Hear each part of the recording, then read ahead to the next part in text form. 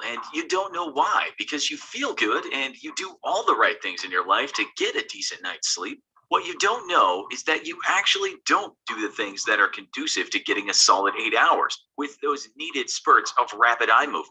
There are things you do that you're not even aware of so you say you don't sleep well and you don't know why because you feel good and you do all the right things in your life to get a decent night's sleep. What you don't know is that you actually don't do the things that are conducive to getting a solid 8 hours with those needed spurts of rapid eye movement.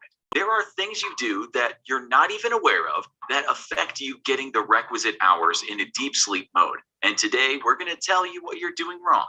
So first of all, you're not alone. Did you know that in the USA, it's reported that a whopping 60% of people have trouble sleeping most nights or even every night? That's according to the National Sleep Foundation. And when it comes to sleeping, this organization knows what it's talking about. The same study tells us that 43% of those people rarely or never get a good night's sleep. Well, at least people aged 13 to 64. A lot of those folks say they don't even get 6 hours of sleep a night. And the word on the street is we should get 7 to 9 hours if we want to feel good. The sleep deprivation era is here, and there is one big reason why we seem to be sleeping less. The reason is technology, with the National Sleep Foundation reporting that 95% of people use an electronic gadget of some kind right before bed. Are you watching this show just before you intend to sleep? But we're not just talking about phones. TVs are included in the list of gadgets. This is what one expert said about gadget use before bed. Artificial light exposure between dusk and the time we go to bed at night suppresses release of the sleep-promoting hormone melatonin, enhances alertness, and shifts circadian rhythms to a later hour, making it more difficult to fall asleep. We're not saying don't use gadgets, but perhaps if you want to get your 8 hours and drift off quickly, you might think about not looking at a screen for the 2 hours before you intend to sleep. Around 60% of people in one study said they use their laptop or phone right before they go to bed. And some of them play computer games, which is really not conducive to making yourself tired.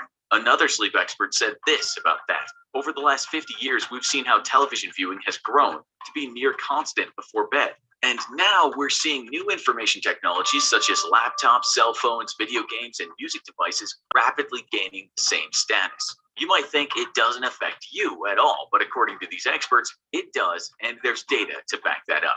We should add that the artificial light theory about keeping us awake is controversial, and so more research needs to be done. According to studies, a lot of Americans leave their phone alerts on during the night, and 1 in 10 people interviewed said their phone woke them up during the night at times. Just turn off the alerts. It's simple to do. The problem these days is that many people have online friends all over the world, so when you're trying to sleep in the UK, your friends in the USA are sending you photos of kittens on Facebook Messenger. You might have a client in Asia who keeps posting stuff about the work you do when you're trying to sleep in Canada. You may wake up and not know why, but often it's because something went down in that phone of yours. Another study said younger folks were terrible at this, saying that 72% of American kids aged 6 to 17 go to bed with their phone.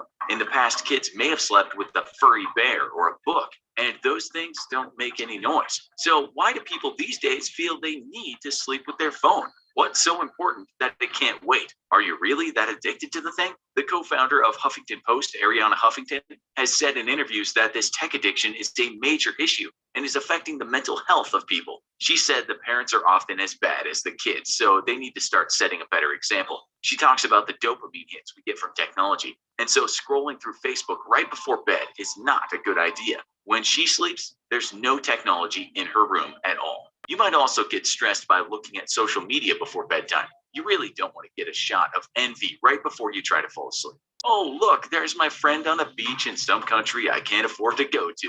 That's not what you want in your head before you try to fall asleep. So, technology, this is what's keeping you awake.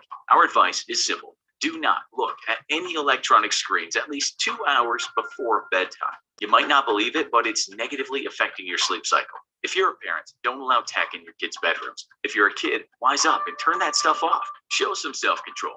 And if we're starting to sound like we're giving you a lecture, we should say that we only just started doing this ourselves. We can tell you that we started to sleep better. Now let's say you don't use an electronic gadget, but still can't sleep. You're not depressed or particularly stressed, and so you don't know what the problem is. You haven't just fallen in love or lost a job. You're fine, but sleeping is hard work for you. It could be those coffees that you're having in the evening, or perhaps those cups of tea. We know those British folks love their tea, and quite a few of them will have a cuppa in the evening, perhaps with their supper. We know this because we've seen it firsthand. That cup of the finest Tetley's tea could actually be keeping those Brits awake. That cappuccino from Starbucks the American had at 7 p.m. could ruin that person's sleep. This is the lowdown on the drug, caffeine. Once you've had your hit, you'll peak around 30 to 60 minutes later. That buzz will then plateau, but caffeine has a half-life of 5 to 6 hours, meaning this is the time it takes for your body to get rid of half of the drug. Still, you have some caffeine in your system for hours after that. Now, as you know, it's not as if caffeine can be compared to a substance such as ice, the illegal kind, but it is a stimulant, and we should say that Americans love the stuff, perhaps just as much as those Brits love their tea. One study we found said this: the average daily consumption of caffeine by adults in the US is about 300 milligrams per person. This is about 3 times higher than the world average, but it's still only half of the caffeine consumption in heavy tea drinking countries such as England and Sweden. Some people like coffee too much, and while there are many positive effects to having that shot of espresso, you can go overboard. In extreme cases, believe it or not, people have died from overdosing on caffeine. In less extreme cases, people just feel weird. That might not be so bad in the morning, but at nighttime, it can be a nightmare. You can look at coffee charts from Starbucks or other outlets and see how much caffeine there is in one cup. It depends on the size of the cup, but your instant stuff might just have 50 milligrams of caffeine in it, which isn't going to make you fire up some techno music and start dancing. But many outlets sell cups of coffee with 200 or even 400 milligrams of caffeine in the cup. The Starbucks Blonde Roast has a massive 475 milligrams of caffeine in it. Some experts say when you get a hit of 500 to 600 milligrams, it's like a small dose of amphetamine. Tea drinkers will fare better, as a regular cup might only contain 50 milligrams of caffeine. But given some folks drink tea as if they were addicted to it, it's possible to get a tea high. The long and short of this all is that you really shouldn't be consuming caffeine in the evening at all. We suggest you have your last hit in the afternoon. We found one study that told us having caffeine 6 hours before bedtime reduced people's sleep time by 1 hour. Energy drinks also contain caffeine, and so those 10 vodka Red Bulls you had at the party might not only just make you act like an idiot, but it will likely cut down on your sleep time. A can of Coke will have caffeine in it if it's not the non-caffeine variety. So remember that some soft drinks before bed might not be a good thing. The U.S. Food and Drug Administration tells us that caffeine is for the most part a safe substance, but it says you should probably not consume more than 400 milligrams a day.